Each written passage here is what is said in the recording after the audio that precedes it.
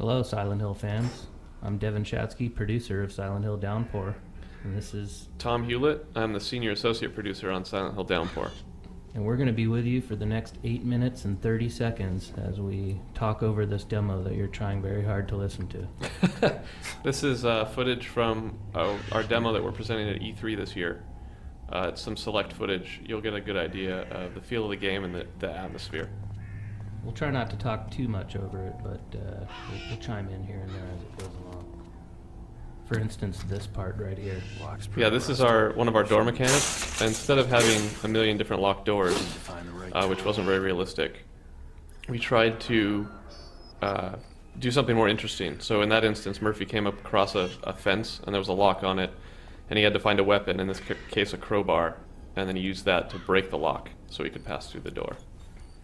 Another thing you just noticed there with the ladder, with all of our action points now, instead of having to press A to climb or press A to open or whatnot, we've tried to make most of the action points as seamless as possible. So ladders or areas that you need to duck under or whatnot will just be automatic. It's all about immersion. So, having to press buttons every time you use something kind of takes you a little bit out of the experience every time. So trying to make that an integrated feeling and really play upon the immersion of the game. Yeah, Silent Hill as a series has always tried to maximize the immersion factor, because obviously if you're immersed in the experience, you're more likely to get scared. So, things like the sound, the graphics, the animation, the mature storyline, it's all supposed to be there and as realistically as possible to drag you into the game. Yeah, Votcher did a really good job of making our environments look really natural and obviously creepy, but they really dirtied up everything. And the most impressive thing is how none of the environments really look similar from room to room or whatnot. So you're not going to get that cookie cutter experience of you walk into a room and you recognize the same textures on the walls that you did 4 rooms ago.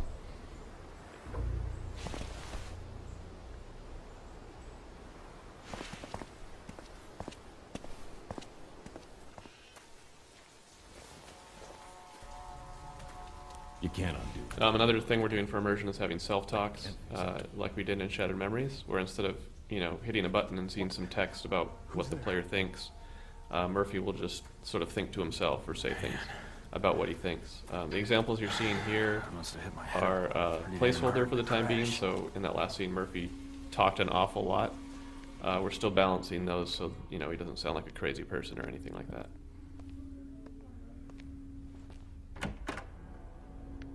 Hello? Anyone here?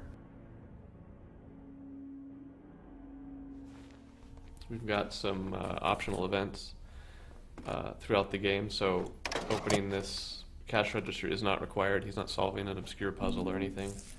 He just saw a jukebox and found some money in the register, and now he can play an old fan favorite. Yeah, we really wanted to let the player activate certain objects in the world and really get that immersion so that they can interact basically with any objects. You walk into a bathroom, there's a toilet there, and boom, you can use it. How did I know that? But you wouldn't want to, because that would be disgusting. Gas? And here Murphy notices a gas leak, so he thinks he'll be a good Samaritan and maybe shut that off.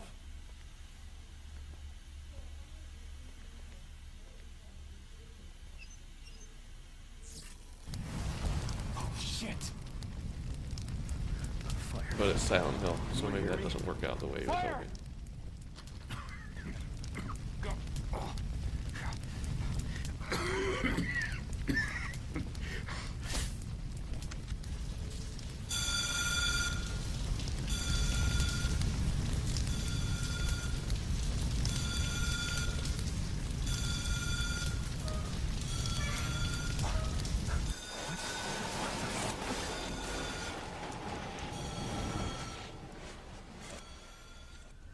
And there's our first Otherworld transition.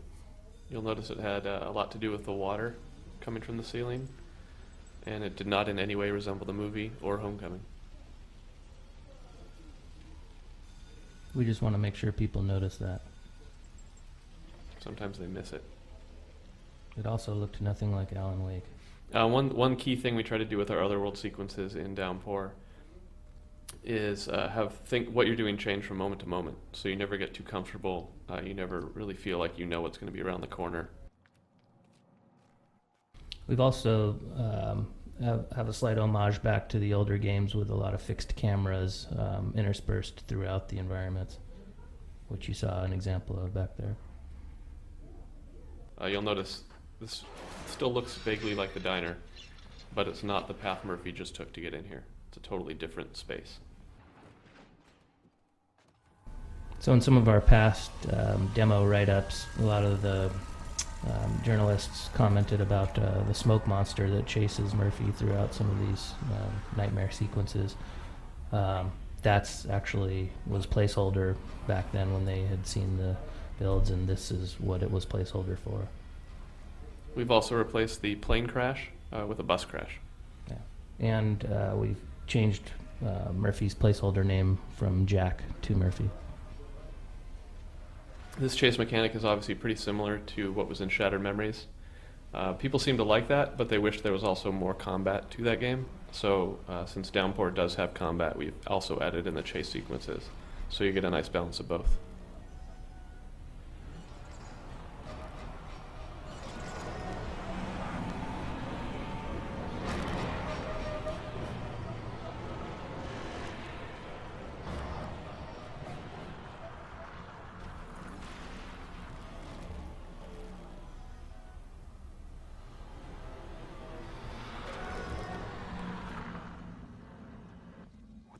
Going on here? Where am I? This is our homage to Goonies. We are very big Steven Spielberg fans.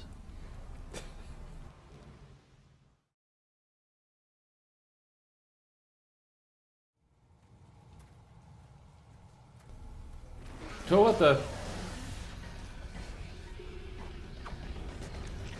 So here's a small taste of some of the combat in Downpour.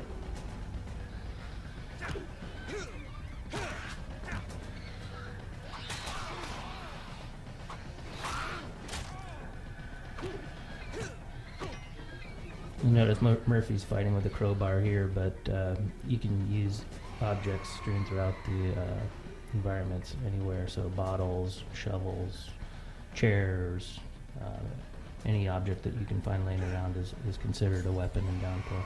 And you'll see instead of shifting through an inventory full of millions of objects, Murphy just walks up and picks up a weapon, so he can fight with whatever's in his hand.